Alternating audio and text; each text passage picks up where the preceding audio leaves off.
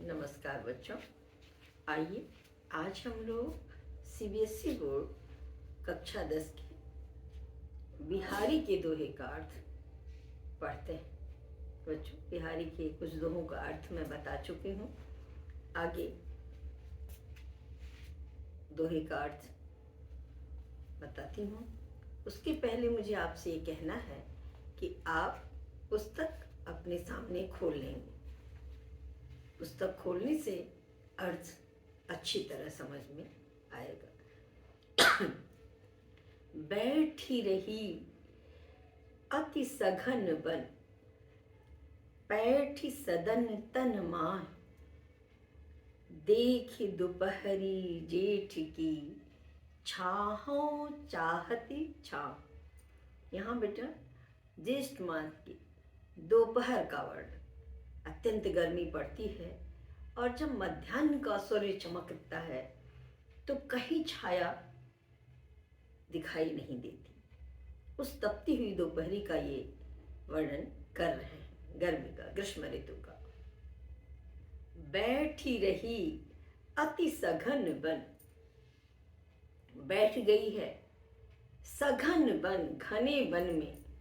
बैठी रही अति, जो अत्यंत सघन घना वन है, वहां जाके छाया बैठ गई है। बैठी सदन तन माही, सदन माने घर, अपने तन रूपी घर में प्रवेश कर गई। छाया अपने तन रूपी सदन माने घर में, सदन माने घर और तन का शरीर होता है, तो अपने शरीर रूपी घर में मानो प्रवेश कर गई छाया। देखी दोपहरी जेठ की, ज्येष्ठ मास की दोपहर को देख करके गर्मी से व्याकुल होकर छाहों चाहती छा। ऐसा लगता है छाया को भी छाया चाहिए होती है, शीतलता चाहिए होती है।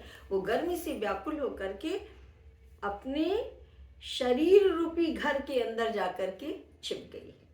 बेटा अर्थ में उतना आप नहीं लिखेंगे, लेकिन आप इतना समझ लीजिए कि ज्येष्ठ मास में जब मध्याह्न तो समझते हैं, दोपहर का सूर्य चमकता है, तो उस समय छाया नहीं पड़ती। ऐसे आप चलते हैं तो आपकी छाया पड़ती है ना, किसी भी वस्तु की, चीज की छाया पड़ती है। लेकिन उस समय हमारे शरीर की भी छाया, क्योंकि बीच में सूर्य चमक रहे होते हैं, तो छाया नहीं पड़ती। तो इसलिए कवि क्या कह रहे हैं कि छाया को भी छाया चाहिए, उसको भी ठंडक चाहिए, इसलिए वो तन सदन, तन माने शरीर रूपी घर में प्रवेश कर गई।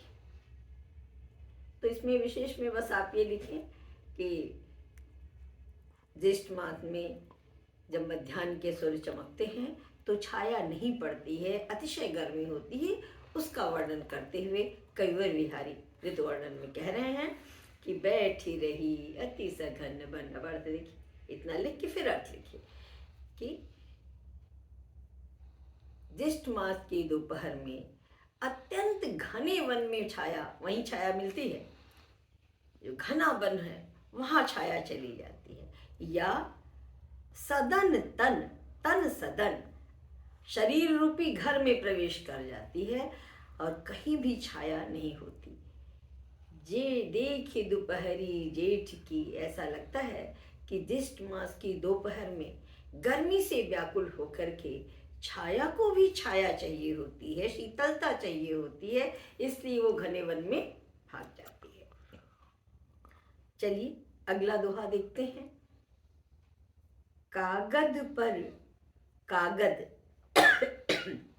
सॉरी कागद पर न लिखत बनत, कहत संदेश लजात, कहिए सब तेरो हियो, मेरे हिय की बात। यहाँ पर बेटा ये श्रृंगार का दोहा है। यहाँ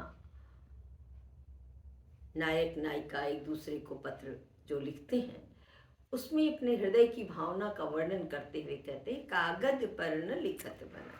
मैं अपने हृदय की नायिका अपने नायक को पत्र लिखती है और कहती, कागज पर न लिखत मन, मैं कागज पर अपने मन की भावनाओं को लिख नहीं पा रही हूँ। कहत संदेश लजात, और संदेशवाहक से संदेश कहने में लज्जा का अनुभव होता है। कहीं है सब तेरो हियो, मेरे ही की बात।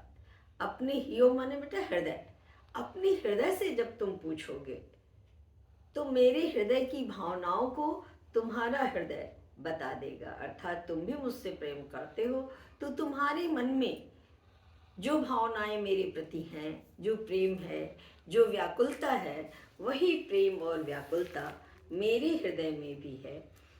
तो तुम्हारा हृदय मेरे मन की बात को बता देगा। इस तरह इसका अर्थ पूरा करें। और वही दोनों दोहे में ये दोहा छंद है, अनुप्रास अलंकार है, और ऊपर वाले में ज्येष्ठ मास की दोपहर का वर्णन है। यहाँ पर श्रृंगार रस है।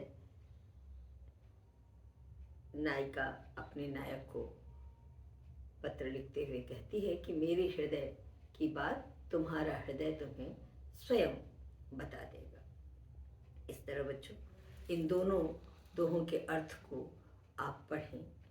बहुत ही सरल है, एक दो बार पढ़ें, अर्थ समझ में आ जाएगा। और प्रश्नोत्तर मैं इस पर आपको बाद में बता दूंगी। मुझे सुनने के लिए बच्चों बहुत बहुत धन्यवाद।